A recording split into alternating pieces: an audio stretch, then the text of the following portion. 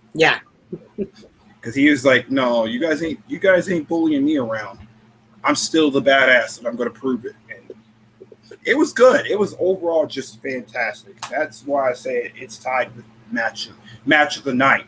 But if I had to choose, it would be match of the night in terms of storytelling. In terms of storytelling, that has some of the best storytelling that of the night for sure. Right. I mean, not only did Everett Creed go into this match knowing he had never beaten Cameron Jackson one-on-one in a big main event, he had never won a match at Best in the Yard for that matter either.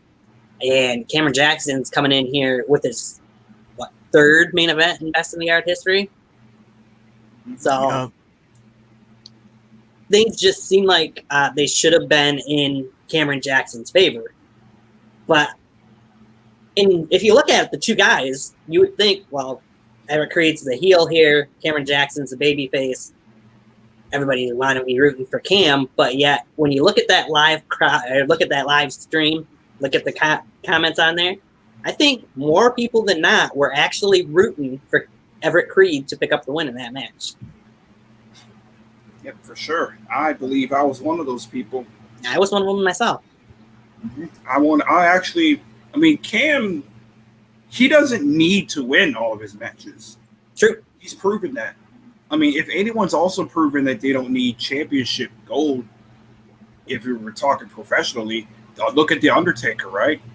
Right. He didn't always win world titles. He wasn't always in the main event, but he was over with that crowd regardless. Look at Fuego del Sol. Look how over he is. He doesn't have the best win-loss record. He's only won one match. But look at him. He's freaking over like a sumbitch. Right. It's about that crowd out there. And that crowd, Everett Creed, he's a dick character, but the crowd fucking loves him. Right. And in my opinion, even through all of that, I think he's still very, very underrated. Yeah. No, I would agree. They had a really good match. If good's the word I want to put there. They had me entertained throughout the entire match.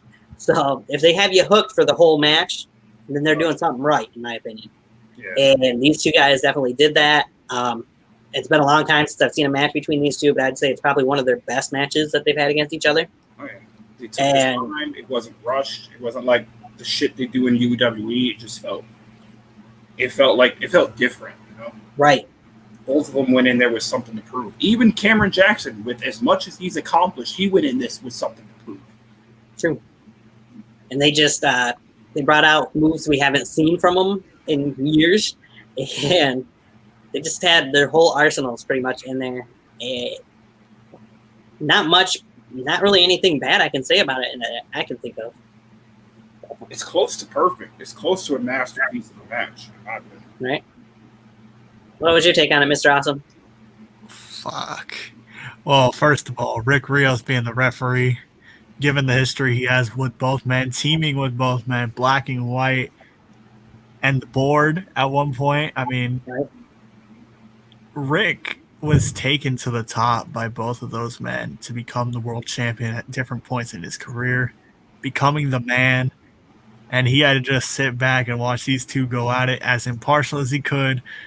Well, almost as impartial as he could. Actually, no. As impartial as he could. He still dropped Cam too. So he's also screwed over both those men before too. Yeah. Big time. He's taken out both those men. But I mean, just the entrances, I mean, when you see Everett's entrance, you just felt like you were taken to a whole different world. Like, not to say he was taken to the netherworld, but it's like you went into a different dimension as soon as that cover up Down with the Sickness hit. Like, that was an Everett Creed Best in the Yard entrance right there. Yeah. And I think Cameron's was the same way. You just see everybody doing that entrance with him.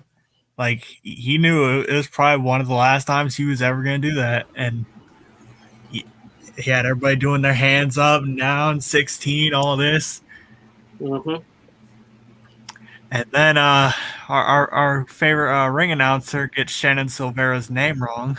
Yes. That doesn't go over too well. No, it didn't.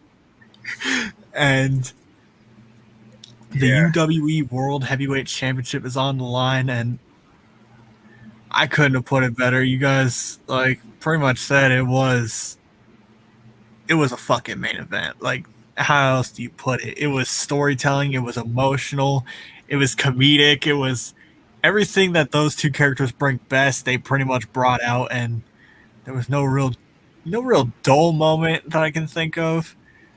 I mean, Shannon Silvera is probably one of the slept on parts about it, because I think he being introduced into this scene in that way, I mean, he did his fucking role. If Angelique Stark was not going to be there, I would want Shannon Silvera in my fucking corner, because he was a fucking prick, and you just wanted to hate him because of how he looked, how he was just pushing away his fucking man.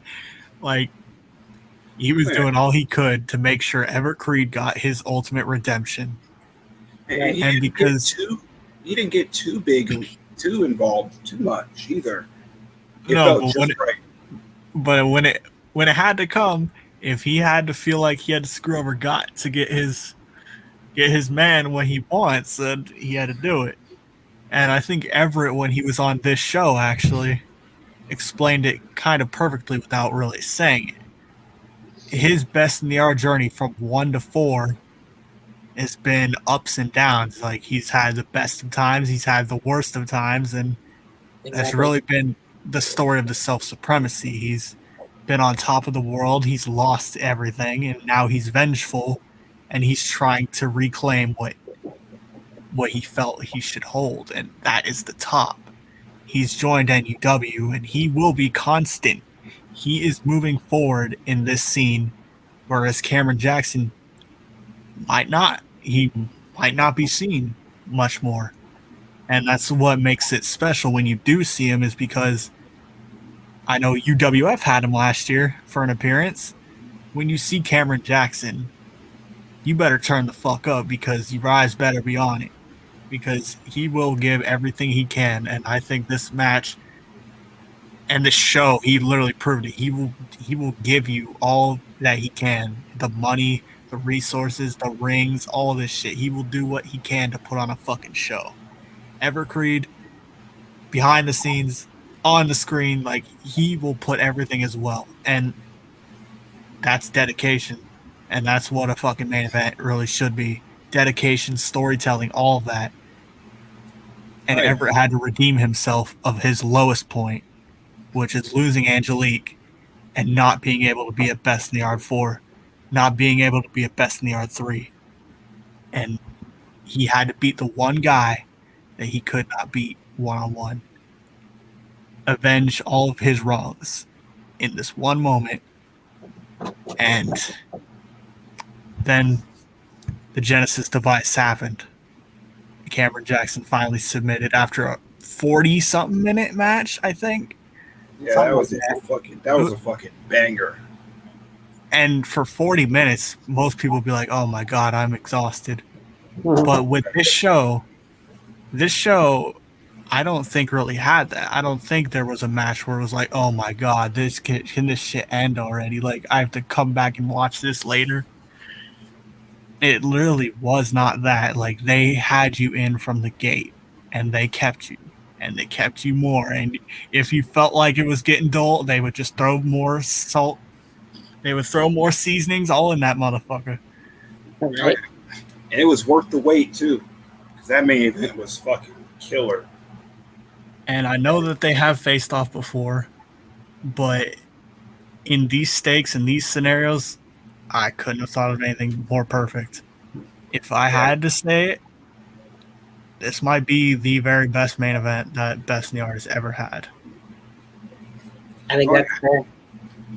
In terms of build, in terms of storytelling, in terms of variety in the match, yeah, a little bit of everything. You know? The crowd, like, they were just engaged like the whole time. Like, nobody was getting quiet. Yeah, this was more emotional, in my opinion, than the big time Rick Rios match. Well, that's what I was gonna say. I was like, I didn't think that I would ever tear up in a Best in the Yard. And then I was like, then Big Time Mike retired. And I was like, fuck. And then I was good. I was like, I thought I was going to when Aaron did his speech. I'm like, no, I'm good. I'm containing myself. But then it just they kept like teasing you with it. It's like it can end at any moment, and you just gotta be ready for that. Be prepared, literally. And how fast Cameron did it. You were not prepared when he did tap out. He kind of tapped kind of quick, but and he tried to get to those ropes too to try to lure you in, and he couldn't get it. And Everett saw him. He's like, "No, hell no, you're not going to those ropes." Just fucking locked it in, and he had no choice. And ironically, nobody was prepared for it to end like that. I don't think anybody was really taking into account like what it meant until it was like until they would tease you with like Everett faking his injury, and then Cameron just stopping the pace of things, and then like it just reminds you it can end at any moment. This whole era of almost a decade just can end like that. This whole show on this one match, and I can imagine what it's like if you're there. I can imagine what it's like if you're Rick, because you're watching two people that you really care about on screen and off screen, and you're just watching this go down. You're just like, oh my god, why me? Why me? I don't want to do this anymore. Can you just let me out? But perfection, I don't know. Like, I don't know if it's perfection, but it damn sure got me emotional when Everett had his speech. Like, that was power. That was fucking powerful. Yeah. And relatable. Yes, yeah, like he made sure you felt what he was saying, and that's like I always say, Everett probably does not realize how fucking good he on the mic he really is. I think he sleeps on it, but that motherfucker can talk and he can engage you, and that's what a performer is. That's what wrestling is all about. Them two motherfuckers, Cameron Jackson, Everett Creed, they put in the fucking work. They are what wrestling is. Yes, I agree. Oh, yeah. You can't have backyard wrestling without Everett Creed. Agreed. Definitely was a great main event to cap off the Best in the Yard era, as Mr. Awesome has for his line there, end of an era, as it is. As Nevon said, it's not necessarily the end of seeing those guys. It's just the end of the Best in the Yard. From that, I'm going to show what they showed at the end of Best in the Yard, because I think that'll best sum up everything. And then I just want a little bit more after that before we end this show. Oh, man, are you really trying to get people to tear up, Tony? How heartless. Oh, very much so. I want to tell you, after that tribute there, I cried twice before that, and then I cried again at that fucking thing. I was expecting it, but I was not expecting it like that. No. Like, I'm like, no, Nevon, why you do this? If Everett's speech didn't do it, this fucking did it.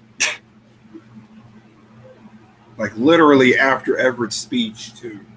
He's in Cameron's arms crying and shit. I'm like, damn it.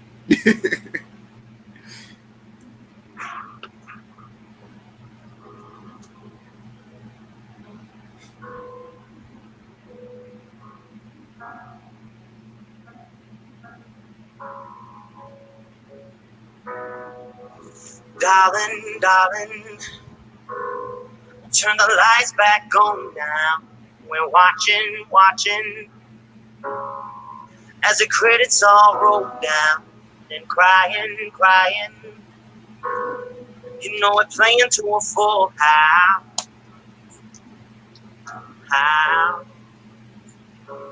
No heroes, villains want to blame. While wilted roses fill the stage, and the thrill is gone. Our debut was a masterpiece, but in the end, for you and me, the show it can't go on. We used to have it all, but now's our curtain call. So hold for the applause. Oh, oh, oh. And wave out to the crowd and take our final bow. Oh, it's our time to go, but at least we stole the show. At least we stole the show. At least we stole the show. At least we stole the show. At least we stole the show.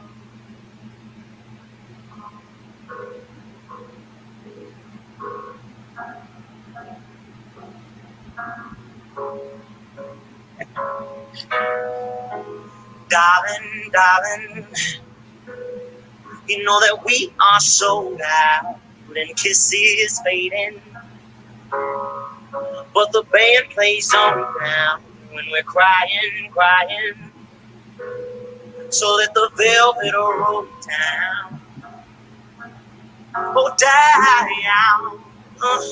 There's no heroes, villains, one to blame, while wilted roses fill the stage, and the thrill is gone. Our debut was a masterpiece, our lines we read so perfectly, but this show, it can't go on. No, we used to have it all, but now's our curtain call. So hold for the applause. Oh, oh, oh, oh. And wave out to the crowd and take our final bow. Oh, it's our time to go, but at least we stole the show. At least we stole the show. At least we stole the show. At least we stole the show.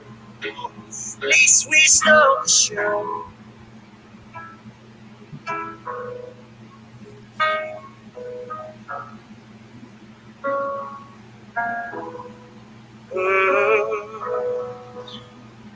We used to have all, but now's our curtain call. So hold for the applause. Wave out to the crowd, take our final bow. It's our time to go, but at least we stole the show.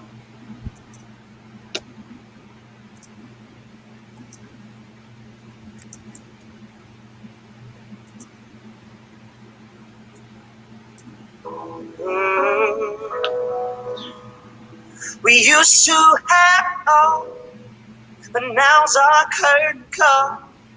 So hold for the applause.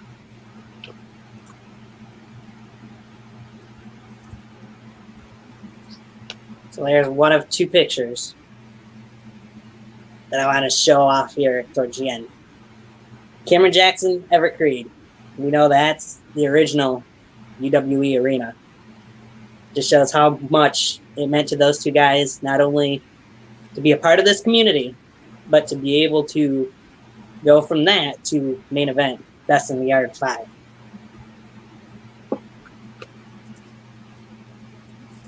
And then I'll repeat what Mr. Austin was saying. Out to the crowd, take our final. So, as Mr. Awesome said, it's okay, viewers, you can blame it on memes being cut. This photo here is, now wait a minute, is a very telling photo of everybody, most everybody that was part of the show. And I personally can say I have interviewed probably about half the guys here. And I think J Joker Designs probably put it the best in his video package. Best in the Yard wasn't just about the moments. It wasn't just about the matches. It was about these guys and girls that all put it out on the line and them having the time of their lives pretty much doing it. If it wasn't for all of them, we wouldn't be here doing this show. We wouldn't have nothing to talk about. So for me, I just want to say thank you to everybody who has been on this show, because everybody's been great and has been very kind. And I know I'm not saying this is an end for anything, but I appreciate it. I appreciate you guys giving us your all, even though this is backyard wrestling. It's not pro wrestling. And I look forward to hopefully having some of those guys that are on there that haven't been part of the show on here in the future.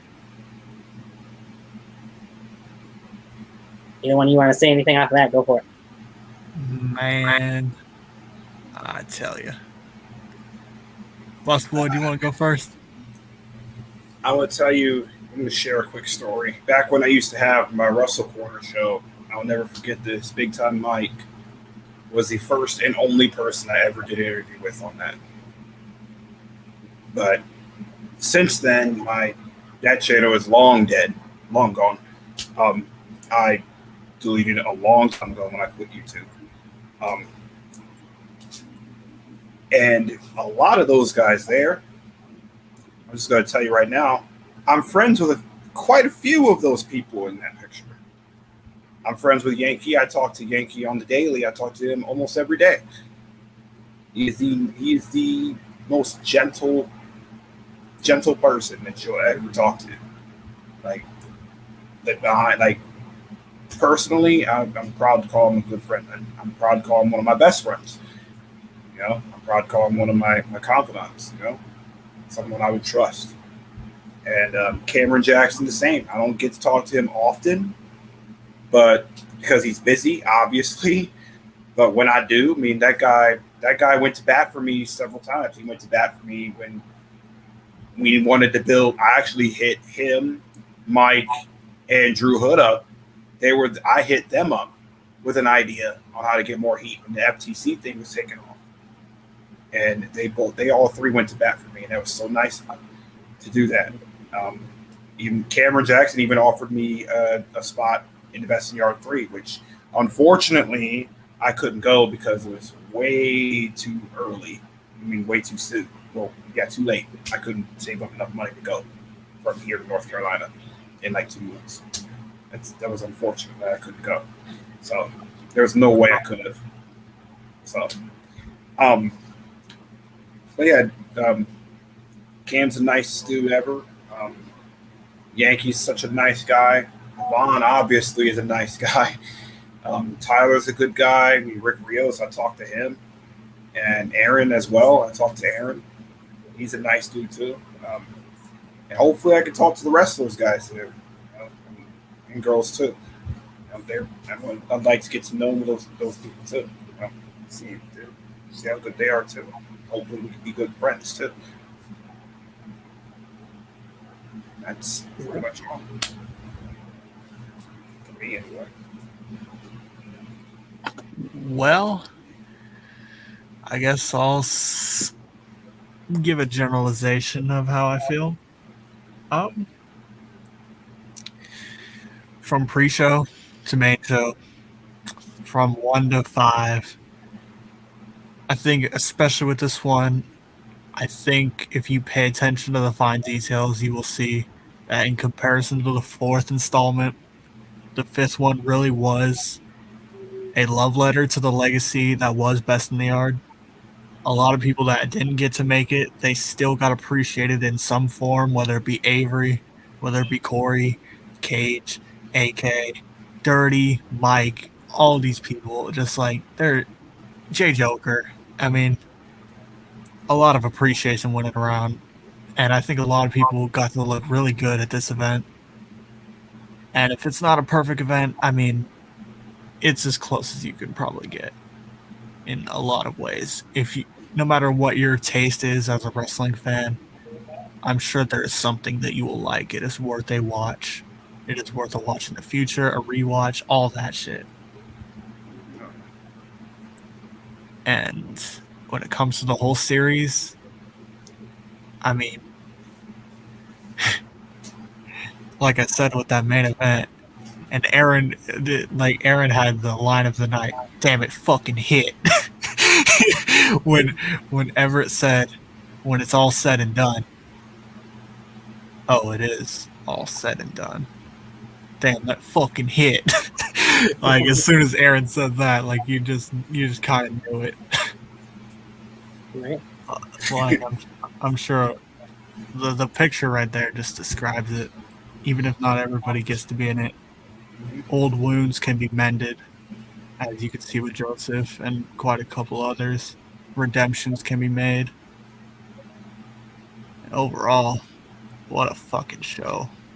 Oh yeah, awesome fucking show. I mean, I want to say, really, if I'm being honest, this one right here is the best one that they've ever done. One will always have a special place in my heart because it was my first. Obviously, I unfortunately missed 4. I just missed it. There was so much happening with when that one was released. There was so much drama happening, and it just took me out of it. So I just didn't watch it. Eventually, I will go back and watch it, but there was just so much drama. But in that year, that was a bad year. The Best in Yard 4 was released. That was a very bad year. A lot of drama was going on in the backyard wrestling community, and it just took me out of it, and I just didn't watch it.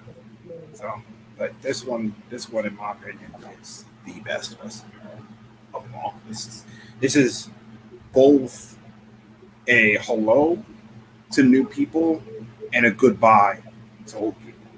You know what I mean? And it's a hello and a goodbye to everyone. It's like, we're here still, but I don't consider it a goodbye. I consider it a see you later. Right. You know, we'll be back soon. You know, it's like that one picture on a postcard, you know, that says we wish you were here. It's like that. It's something that you give to someone when they're not there. It's like, we wish you were here. There you go. I guess that's the best way I can describe it. Yeah, and we saw so many dream matches come true. Yep. And what is the unknown part is the future. I mean, Nevon said things are not finished with everybody, but I think for the landscape of YouTube wrestling on July 1st, 2021, that marks the official end of that era. Now, what will be the next event that will be as big as that? Because there's always got to be something. Right. What will come next and who will lead that front? I have no idea. There's still some dream matches of that era that have yet to be done. Crossover Crisis 2. WrestleCon 4. Let's make it happen. I wouldn't mind a second WrestleCon. The first one was actually the first one I did a review on it. It wasn't bad. I wouldn't mind another WrestleCon. See, now Tony's going to add that to his questions for the next guest. When we having it? Come on, book it. WrestleCon is going to be a topic. No, but I think that's the unknown part. The fact that you don't know what the future holds because, as we know, the pandemic has happened. Really, this transition of eras of backyard wrestling has been happening ever since Best in the Yard 4. Like, a lot of people have moved on, whether it be to professional pursuits or not. Like, life is hitting us a lot more, so you never know what the fuck is going to be left or who is going to take the guard. True.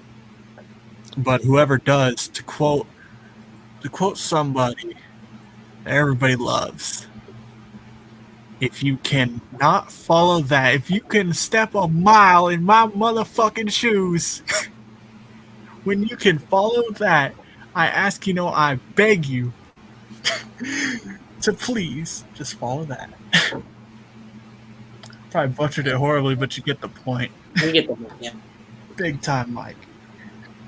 I mean, you mentioned Big Time Mike. This scene, Cage and AK talk in the pre-show, that could be the last time we see KBW in any way, shape, or form in BYW. Those two guys are off to bigger and better things. Mike has moved on.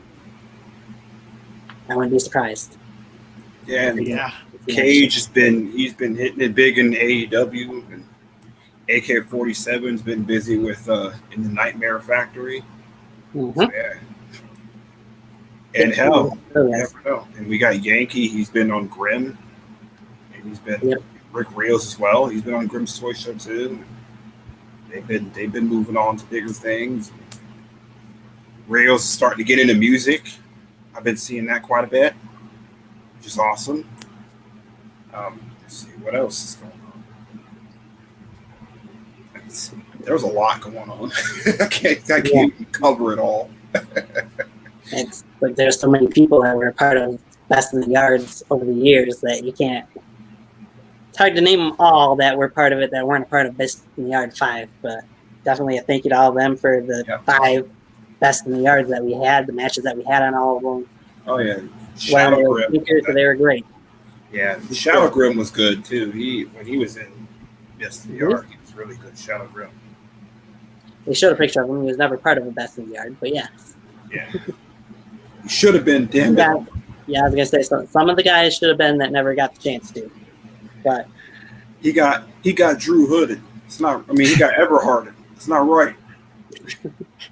I think that was a completely different situation. I know. I just like messing around. All right. There's our little love letter, so as to speak, I guess you could say, to the guys for 5 years of Best in the Yard over the last 8 years that we've seen. Anything you guys want to plug or mention as we get ready to sign off here? Come on, BustaBoy. I know you're playing video games. Come on. List them all. Give me Mario Sunshine, damn it. Well, 2 things. Unfortunately, my Midsummer Madness had to get pushed back a little bit because I actually went to the hospital 2 weeks ago. I had bacteria build up in my bladder, and I had and it built up in my urethra, and I got an infection. So that unfortunately I had to stop my Midsummer Madness. Otherwise, I'd plug that. But I am coming back to YouTube. So I just want to let you guys know I am coming back to YouTube. I am getting a YouTube channel, and when I do, I will plug it. He's trying to get that YouTube check. He's trying to fight the Paul brothers. And this is the time. Oh wait, today's the 22nd, so I can plug this one. 25th, I will be playing Kingdom Hearts for the very first time on stream on Twitch, twitch.tv/BustaBoy. So I'll be playing that for the first time, and I'm gonna do it right this time. Damn it! I'm not gonna go and fight Ansem when I'm underpowered. Noted I said first time on stream, not first time ever playing the game. Right. Big difference. Yep. I'm not going to be a dumbass and go and fight Ansem when I'm like level 14 again. So this is the part where I'm going to plug something BustaBoy and I have worked on, and I've had other guys work with me.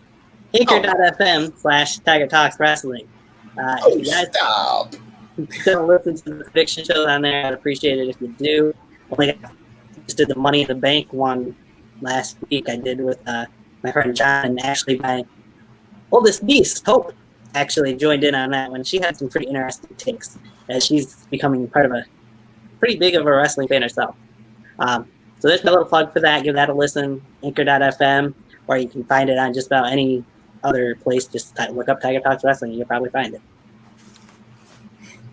From that, though, that's for my other channel. For this channel, well, unless you live on... You got nothing, Tony. You got nothing on this channel.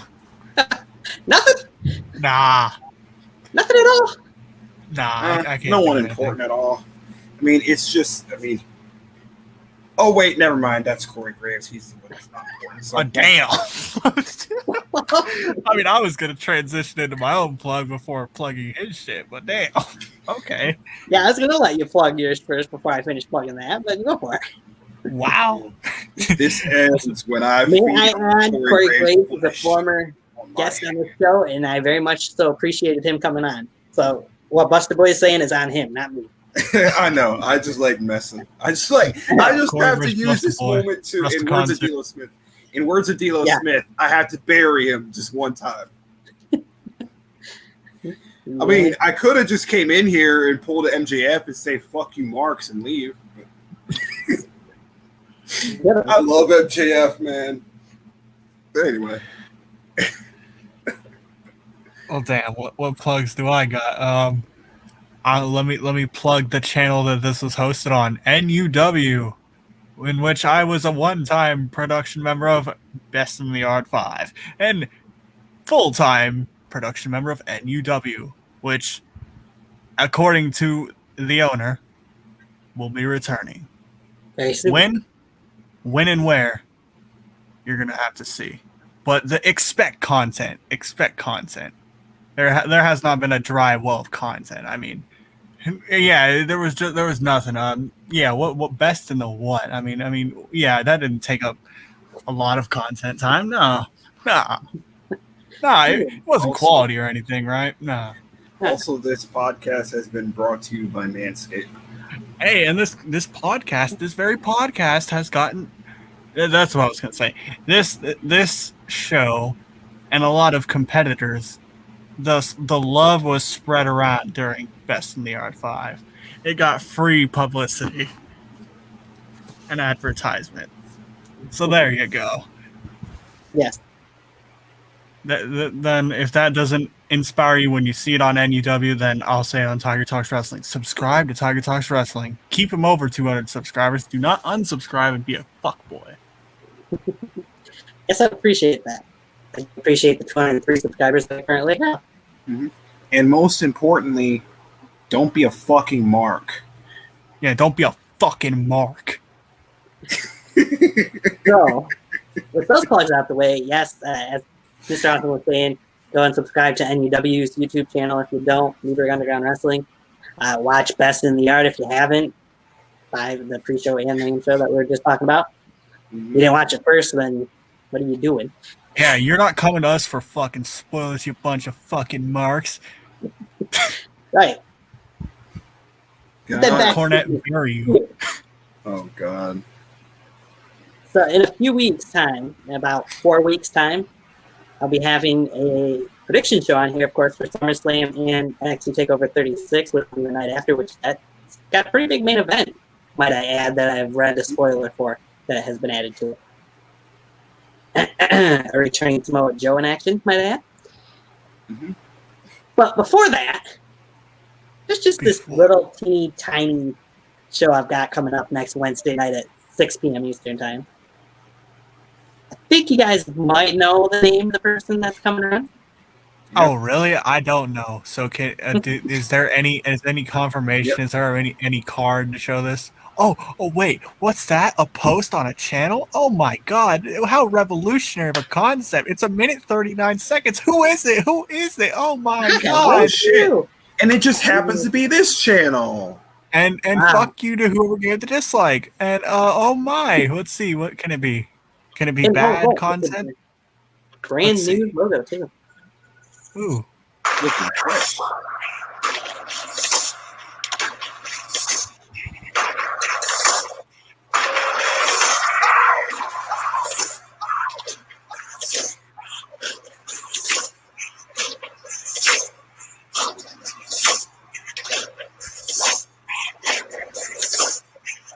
It's Revan! It's Revan! Oh, it's low. Go back to sleep. Safe from pain and truth and choice. Ever poison devils. See, they don't give a fuck about you like I do.